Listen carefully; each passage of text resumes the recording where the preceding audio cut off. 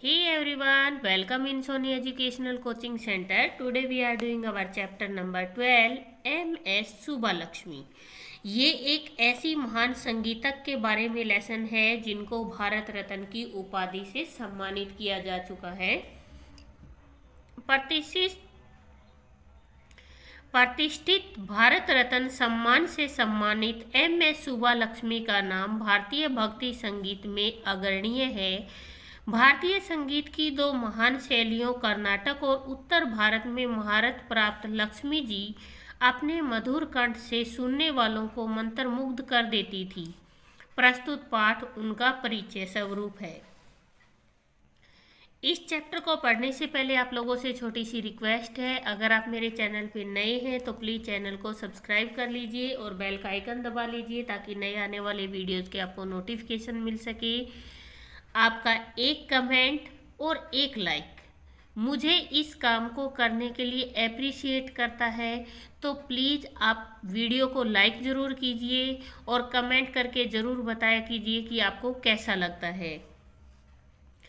भारत में अनेक सुप्रसिद्ध संगीतज्ञ हुए हैं, किंतु संगीत के क्षेत्र में MS सुब्बालक्ष्मी का विशिष्ट स्थान है। सुब्बालक्ष्मी जब तानपुरे के तारों पर उंगली रखकर गायन करती थी तो धीरे धीरे समय को पूर्णतः भूल जाती और गायन के पद स्वतः ही मुखरित हो उठते। अब यहाँ पे सबसे पहले देखने वाली बात है कि वो क्या बजाती थी। वो तानपुरा बजाती थी और वो महान संगीतक थी। श्रोता मीन सुनने वाले। श्रोता अपने सब दुख भूलकर रस में ऐसे डूबते कि उन्हें लगता कि प्रभु उनके सब कष्ट दूर करेंगे और उनकी सब कामनाएं पूर्ण हो जाएंगी। वे इस श्रद्धा और नम्रता के साथ गायन करती कि लगता नाद ब्रह्म सजीव हो उठा है। उनका गायन सुनकर उदयपुर नरेश ने कहा था कि अगर पुराना जमाना होता तो मैं उन पर अपना राज्य निछावर कर देता।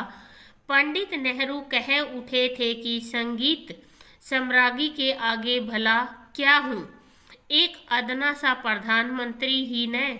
भारत कोकिला सरोजनी नायडू ने भारत कोकिला को अपनी उपाधि उन्हें सहर्ष भेंट कर दी थी। यहाँ पे ये बताया गया है कि MS सुब्बालक्ष्मी के लिए उदयपुर के महाराज ने कहा था कि अगर पुराना जमाना होता तो उनके ऊपर अपने राज्य को निछावर कर देते। और प्रधानमंत्री पंडित जवाहरलाल नेहरू ने तो इतना ही कह दिया कि मैं आपके सामने क्या हूँ, एक छोटा सा प्रधानमंत्री ही हूँ। और भारतीय की जो सरोजनी नायडू थी प्रधानमंत्री हमारी देश की, उनको कोकिला के भारत कोकिला के नाम से जाना जाता था। तो उन्होंने ये अपनी उपाधि जो भारत कोकिला नाम की उपाधि थी वो भी इन्होंने किसको दे दी, MS सुब्बालक्ष्मी को। इस संगीत सम्राज्ञी का जन्म 16 सितंबर 1916 को मदुरै के एक संगीतज्ञ देवदासी परिवार में हुआ था।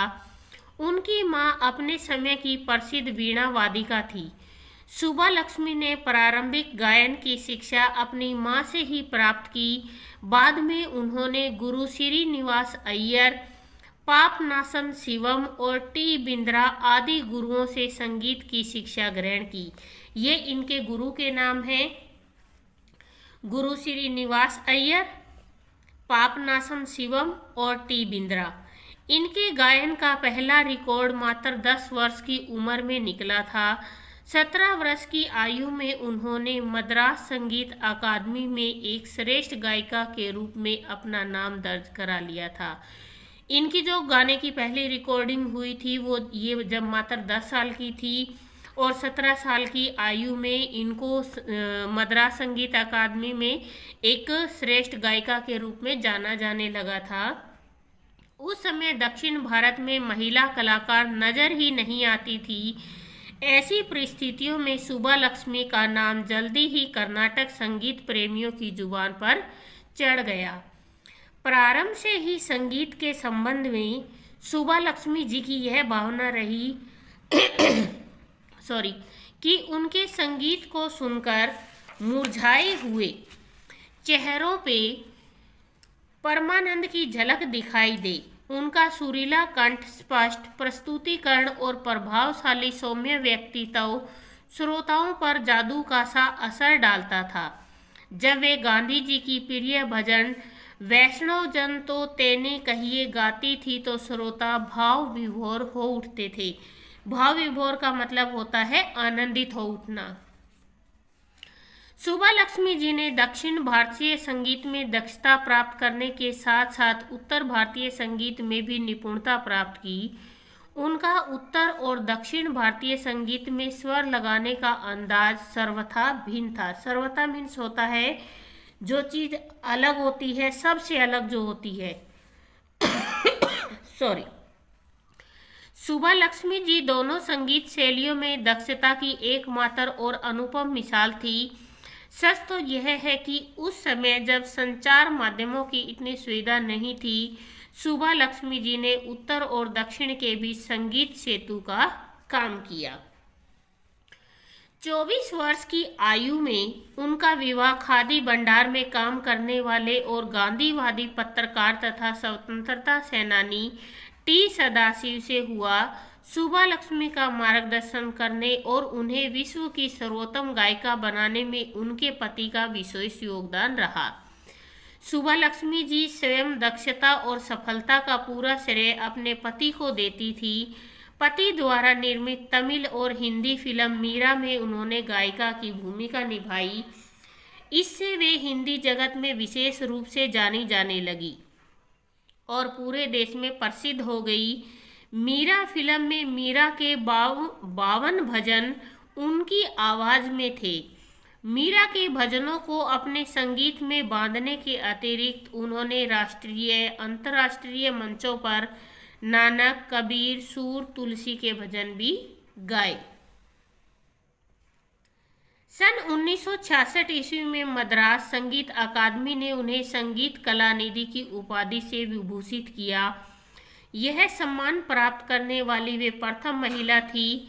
यही नहीं, सन 1954 में उन्हें पद्म भूषण, 1974 में मैग्सेसे पुरस्कार, 1975 में पद्म विभूषण और 1990 में इंदिरा गांधी राष्ट्रीय एकता पुरस्कार से सम्मानित किया गया।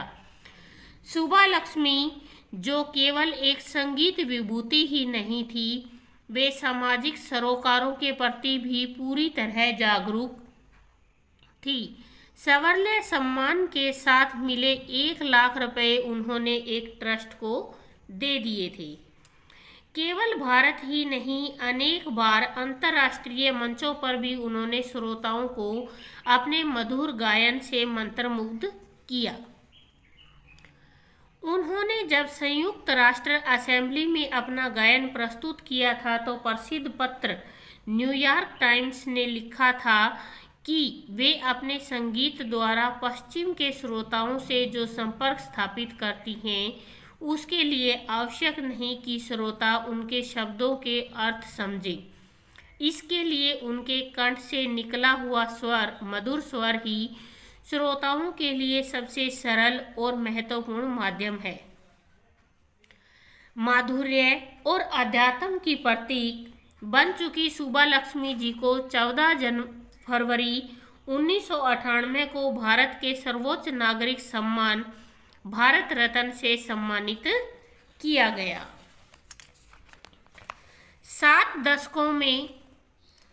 दशकों से भी अधिक समय तक संगीत प्रेमियों को अपने यशस्वी सुरों से मंत्रमुग्ध करने वाली इस संगीत सम्राज्ञी का 11 दिसंबर 2004 को 88 वर्ष की आयु में स्वर्गवास हो गया। आज सुब्बालक्ष्मी जी हमारे बीच नहीं है, किंतु इस महान गायिका का स्वर आने वाले अनेक शताब्दियों तक गूंजता रहेगा। ये था हमारा चैप्टर। इसके साथ हम देखते हैं इसके क्वेश्चन आंसर को।